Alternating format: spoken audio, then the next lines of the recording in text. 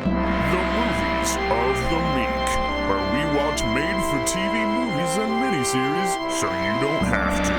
From Gia to Xenon, Hysteria to Sybil, welcome to Movies of the Meek. So Mermaids, the Body Found is a fictional documentary that aired on Animal Planet, but it was presented as a factual documentary. It's about a group of marine biologists who find the remains of a mermaid, which they use to support their aquatic ape theory of the existence of mermaids. And it also involves like a government cover-up. And this documentary duped like millions of people, apparently. So you know, it aired on Animal Planet, and that's why I think, in my honest opinion, like the whole premise and delivery of this is like dangerous, because that's an educational channel and they shouldn't be pretending that things are real. It's very, I mean, watching it with, knowing that it's fictitious is, I mean, it's really apparent, you know what I mean? Like some of the interviews, but I can definitely see how somebody just coming into a blind would think that it's a legit documentary, that they found actual ancient mermaid ape remains. And one of the things that I thought about was like someone watching it 30 years from now. And there's nothing that blatantly says that this is fake. And I was like, what if someone 30 years from now finds this and is just like, just because the video footage is shitty, they're like, well, yeah, 30 years ago, all video footage was shitty.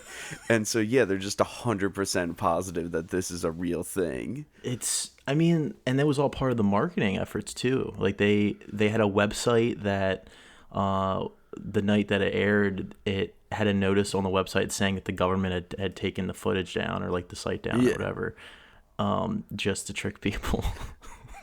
And I was talking to my coworker today, and he was saying that his mom, like he remembers his mom telling him about this movie like years ago, and she bought it. Like she was like, they found, like there's a documentary about real mermaids. So fucking, like, it's really fucked up. It's no good. And it's also, I mean, it's kind of genius if you think about it, but like, and especially if you get into like the whole conspiracy theory part of it, where it's like it almost creates a conspiracy theory in itself, where it's like maybe the documentary couldn't be a real documentary because the government wouldn't let it be a documentary. And that's like, so the first thing that you hear from the stupid scientist when they're interviewing him, he's like, I'm a scientist. I don't believe in conspiracy theories. I believe 9/11 was caused by Al-Qaeda. I believe that, Lee Harvey Oswald was the one that shot JFK. But also, I believe in mermaids. And it's one of those things where it's like, don't you realize that by saying that you believe in something and that the government covered that up, logically, all of those other things that you say aren't have conspiracy theories that are fraudulent, like you're basically saying that like yours is slightly more valuable just because you have experience, like potentially just because now that you know that the government covers shit up, you should be more likely to accept all these other fucking conspiracy theories. Exactly. It was, oh my god. I mean, so do you think these interviews were scripted? Because to me it sounded like they were scripted. What do you mean? Because this is a documentary. Yeah, that's right, Max. It's a real documentary. Of course they're fucking scripted. I know, but like, he was too good of an actor, and you couldn't tell. That's why it's kind of hard to figure out the genre of this movie, because it doesn't quite fit into the mockumentary or like docu-fiction genres. Yeah. Because in a mockumentary, the whole goal is to like essentially be a parody of whatever subject they're talking about, Yeah. which this is not. No. And then and docu-fiction is more along the lines of it's not scripted. It's actors or maybe not professional actors, but people that they pay to kind of improvise in a scene. Yeah. And they kind of set up like the environment for them to react in certain ways. But this was like had all the trappings of a mockumentary, but it wasn't a parody. It was just trying to present itself as a real documentary to trick people to like sell ads on Animal Planet. Yeah. And they It's just straight up deceptive. Yeah, they succeeded. It apparently did like the second highest ratings that they'd ever had, and the last time that they did so well was when Steve Irwin died. That's so, like he died. They had this crazy memorial show for him, and they were like, "We gotta top this. How can we top this?" Let's do it by pretending mermaids are real. Isn't it crazy? I always thought Animal Planet was educational, and I mean, yeah, they have reality shows now, but it's all like to educate people about wildlife. Yeah, and to think that they're practicing this really deceptive, like shitty marketing stuff is weird. Yeah. But whatever. Now, we basically then find out that the government has been using sonar weapons in the water. They've been testing them out there. Which has been beaching whales. Which has been beaching massive amounts of whales and other creatures, ? And they talk about how they discovered that all of the whale's ears were bleeding, which led me on a search to find where the whale ears are on Google, and it was a great time. And that's also so one of the interesting things with that is that they're talking about what frequencies this would have to be, and they get into this is an actual thing that our government has done, which is it's South Park made fun of it. It's the concept of the brown note, which is the note that makes you shit your pants. However, it is an actual thing where if you do send out a powerful enough low frequency, you can not only get it to the point where it starts rumbling your insides, which will cause you to shit yourself, but it will also eventually, if you stay in that area, you can die. And that's actually... I would say we've been working with like prototypes versions of that for riot control for about 10 years now. I did not know there was a water version of that. I looked it up. There was, I guess. But what's the purpose of that? To like set off mines or something? Like what would Yeah, basically. Okay. Yeah. To kill mermaids. And also to kill mermaids because they're the real threat. And also,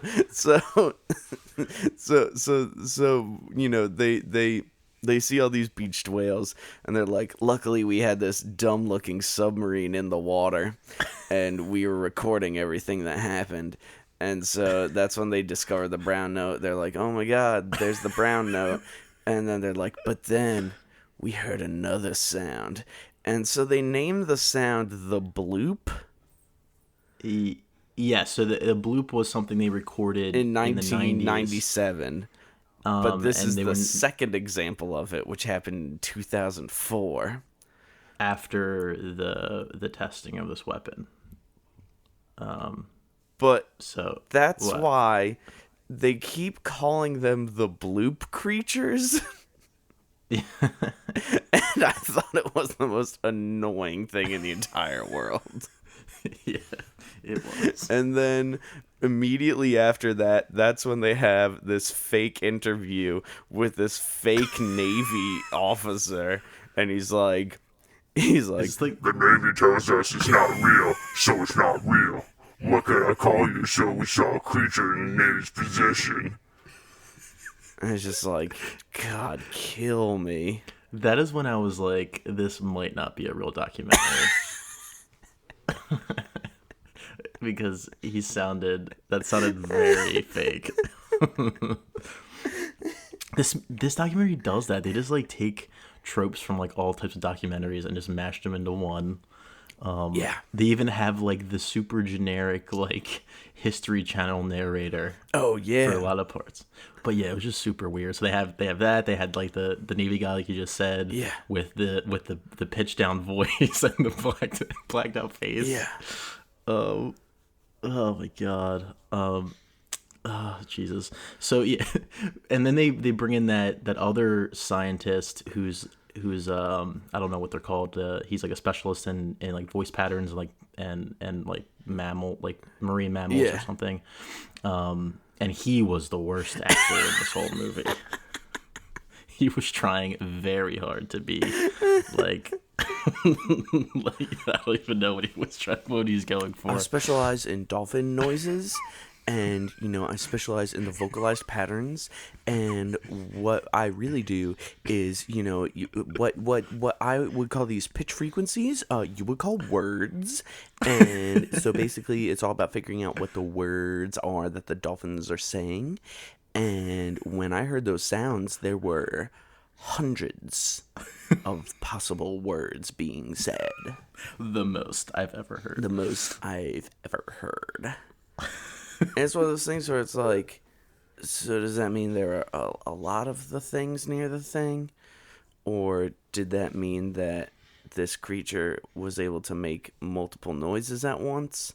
And then they eventually were like, so there must have been thousands of them there. And I was like, oh, thank you, documentary, for making sense. Now, when they start getting into their little aquatic ape theory, Ooh. I did find the evolution of the brown bear to the polar bear to be actually pretty interesting. Yeah. And it is also why, like, this movie's garbage. It isn't garbage in the sense that it's really interesting that someone did this and that they put it out in such a horrible way and that they lied to people. But the reason that it isn't garbage is because I do agree with their depictions of mermaids. Obviously, the CGI is terrible, but I do like how the depictions of mermaids in this movie are much less human. They look like horrible freak fish monsters. Yes. I appreciated the transition, like so they keep cutting back to, I don't know, like 100 million years ago, then 30, then whatever. Yeah. And each stage they're slowly evolving, but they show them as like some like weird freakish apes 100 million years ago, and they're just like, so it's 8 million years ago, and then 7 million years ago, and then 4 million years ago. Why? I thought the first apes we see, the prosthetics, they were terrifying, but they were yes. But they looked okay. Like they were actually like decently well done. And then it jumps from that, like people in suits, to terrible CG mermaids. Yeah. I would appreciate it, like she creature prosthetics, but we did not get them. I mean, I think, it's hard with this kind of budget to find people that swim as well as you want them to. I guess so. Here's my problem with the line of talking points that they brought up for the aquatic ape theory. Okay, so they talk about how the aquatic apes, half of the apes stayed on land, half of them were drawn to the water. Why were they drawn to the water? Because there's tasty fish. Mm-hmm. And they talk about how that diet would have made them smarter, and there's a possibility that because of eating fish, period, that we were able to evolve and become more intelligent. And so that is why, over time, you would think that if you continued eating fish, you would just become smarter and smarter. Because even if we think about the fact that our bodies are not designed to take in massive amounts of mercury, but if we were genetically designed so that we could handle as much mercury as a mermaid could. There's a potential that we would end up reaching a point of like some sort of higher intelligence, which is where like your Atlantean theory starts to make sense, and you would have an advanced underwater civilization that would use tools that are more than just like fish barbs and dumb shit like that. Yeah, I had a problem with that too. I mean, these mermaids don't evolve past cave mermaids. Yeah. Really, which I thought was very bizarre. I mean, it shows them in present day on a serious decline, right? Yeah, and they're dying and stuff. But I mean, you would think they were thriving for because of all of our sonar millions weapons. of years.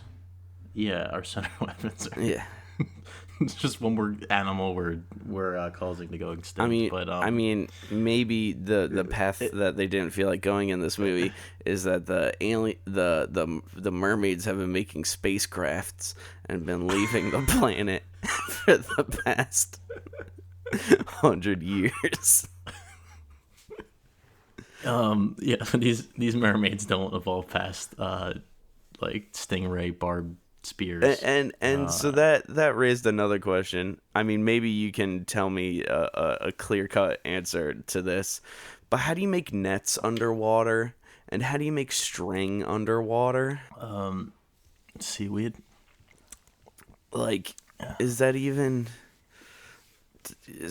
really that possible? Yeah, you would think you would need to dry the material out first, Yeah, before working with it. Yeah.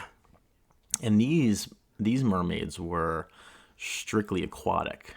I mean, they did go up for air, but they did not go on land. They did not transform into humans. Yeah. So that is a good point, Max. But according to this documentary, they did make nets. Yeah. Because we see it in that monstrous sequence where they're capturing all those fish.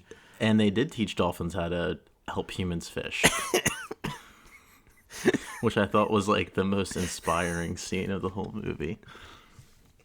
That's how they end it, right? They end it with like mermaids' lasting impact on humanity. Oh, Jesus Christ. I mean, you want to get into the whole government conspiracy part of it, which is, I mean, it's really just the Navy guy talking with his voice fucked up, and there's a couple of scenes where they're like, you know, shutting down the scientists from researching. So yeah, they're shutting down the stupid scientists and everything like that. They're like, we were trying to get this dead body. We were trying to take it from like wherever we were back home, and then that's when we realized there was no way we could do that. And it's like, fun fact, yeah, it's incredibly hard to get dead body parts from one part of the world to another. Of course, you're going to have a lot of difficulty. Of course, the government's going to get involved. You guys are idiots. But they pretty much finished their research by the time the government shut them down. Yeah. I mean, they had already determined it was a mermaid at that point. They had like bone, like skull scans of the whatever it was, the mermaid sonar organ. Like, they had all these things. They had proof. It's one of those things where I didn't know that was even possible. And as soon as we realized that's what it was, it's the only thing that could have ever made sense. I was just like, shut up. Now, the government, two little boys stumble upon the mermaid, and the government forces them to completely change their story. Their story, exactly. Of what happened. And they're like, you saw a seal. And they're like, okay, we saw a seal. But then the scientists go to meet with them. And once again, this is in fucking 2004. And the kid was like, I saved the phone footage on my phone, and I'll never get rid of it. And I'll take this truth to my grave that I saw a mermaid because I have proof.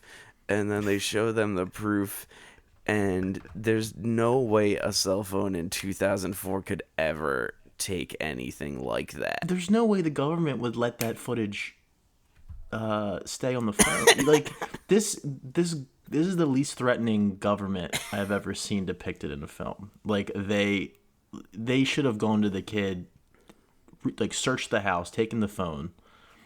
I mean, they should have killed the whole family if they were trying to cover it up to this extent, right? I mean, they're killed the whole family. they're like, this government's like so chill. They're just like, yo, I know you saw a mermaid, but just can you just say it was a seal, please? Yeah. And they leave. Yeah. And then they find out some researchers are experimenting on a mermaid corpse. They just go in and just take the samples. Yeah. No big deal. Oh, one of the researchers can't quite let this whole thing go, so he continues to drive his boat around and look for mermaids. We'll just show up and like tell him to stop. And that's it. That's all they do. You know? I was like, what is the point of even having a government conspiracy? There's no fucking threat the whole movie. All right. I was more distraught at the fact that cell phone footage looked It looked better. Solid 8 years ahead of when it was. It looked better than some of the movies I watched for this podcast on YouTube. That is for sure. It was a solid like 300p. In 2004, the cell phone that I had could only take photos, and it could download GIFs.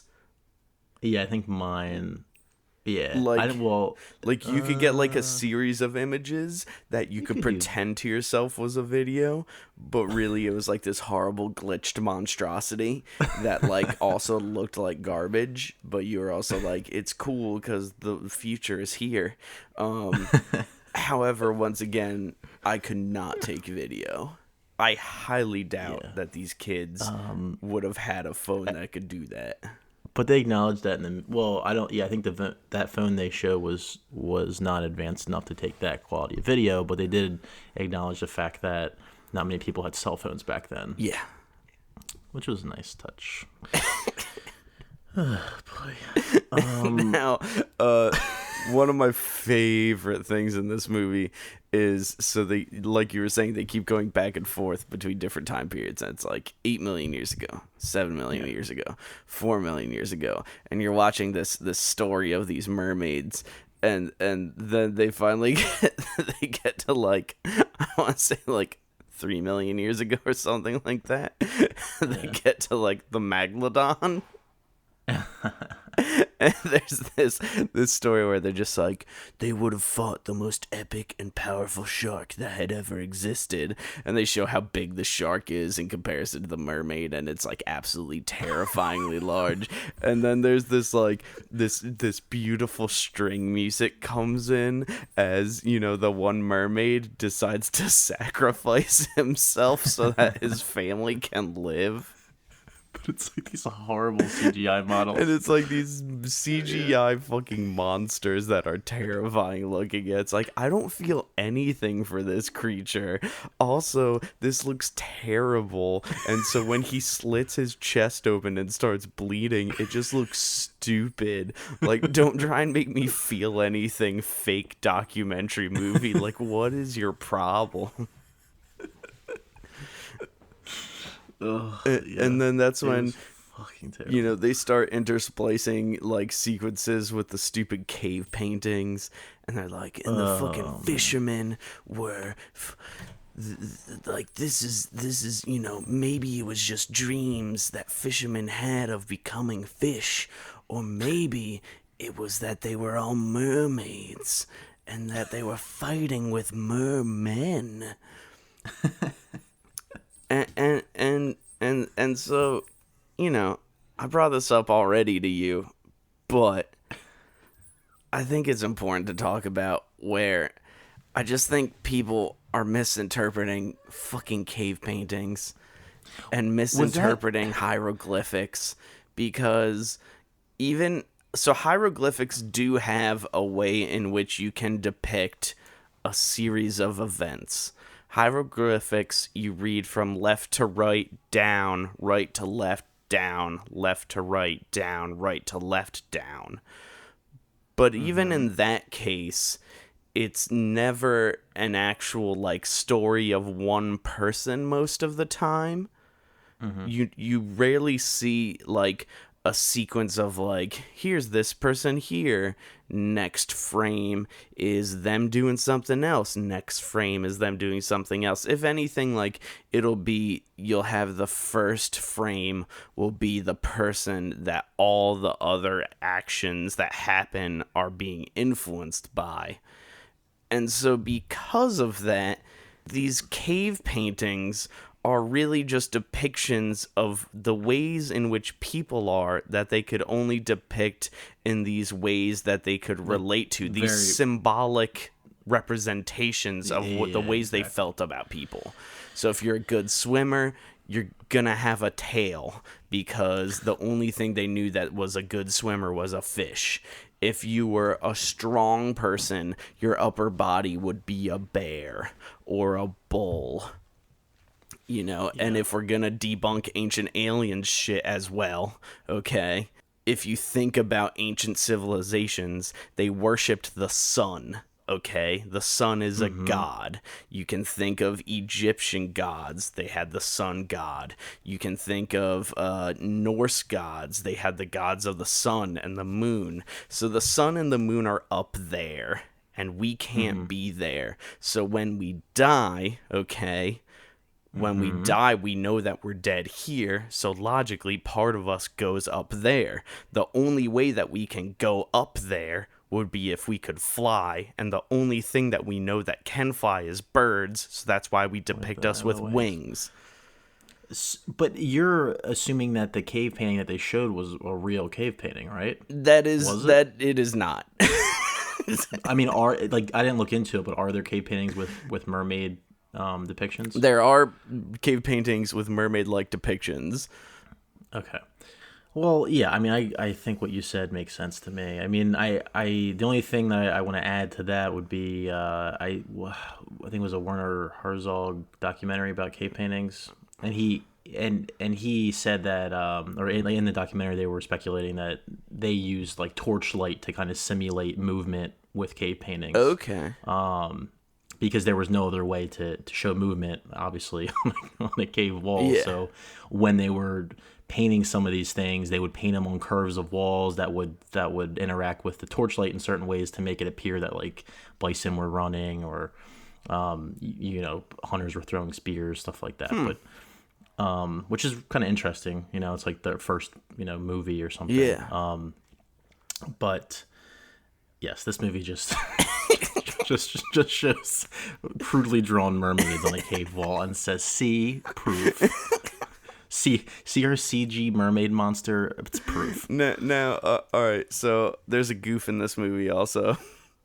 Hell yeah! That isn't just the whole movie.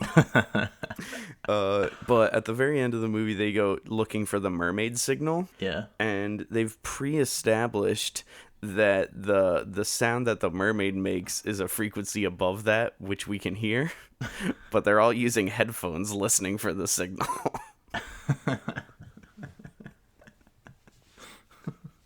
And so it's like, why do you have headphones on when really you should just send out one of those sound buoys, which you did earlier in the movie? Like, you don't even need to be there at all. Was that the only goof you found? I mean, that's the only goof I personally found, other than, once again, the whole film. I have a little bit of trivia. So the narrator was David Soul from Starsky and Hutch and Salem's Lot. Oh, hell yeah. And I was like, who? Like, that was a very nice narrator voice. So I looked it up and I was like, that's pretty cool that he was in those. But that's all I got for you, because IMDb is fucking, it has nothing on this movie. But this was, I won't recommend this movie, but it was really kind of interesting. I don't know. We've never done documentary before, so I'm glad we did it. Those fucking ape creatures, man, they are terrifying. But it's not a documentary. Well, I know. It's a docufiction, kind of. Yeah. But it was in that style, right? Yeah. That's what was it? The one thing that I saw classified it as a science fiction documentary. And I was like, Yeah. how is that possible? If you go on Wikipedia, it says it's a documentary. That's what it says. Yeah, But it's not, unless it is real. I've never seen anything like this. yeah. You I know, don't think there is anything. I think this is its own thing. I don't. Yeah, you're right. There's literally It's nothing like this. It's more. I would say it's like an educational docufiction or something. Like it's presented as more of like an educational movie documentary, but it's not. It's like fiction, but it's not even entertaining. I guess they tried to make it entertaining because they had the whole government conspiracy. Like there was like a dramatic through line, right? Like the government was trying to shut them down and they were fighting them and all this stuff, but like that wasn't interesting at all. But it's not even entertaining. So yeah, what are we doing next week? Next week, we'll be doing the Disney Channel original movie Zombies.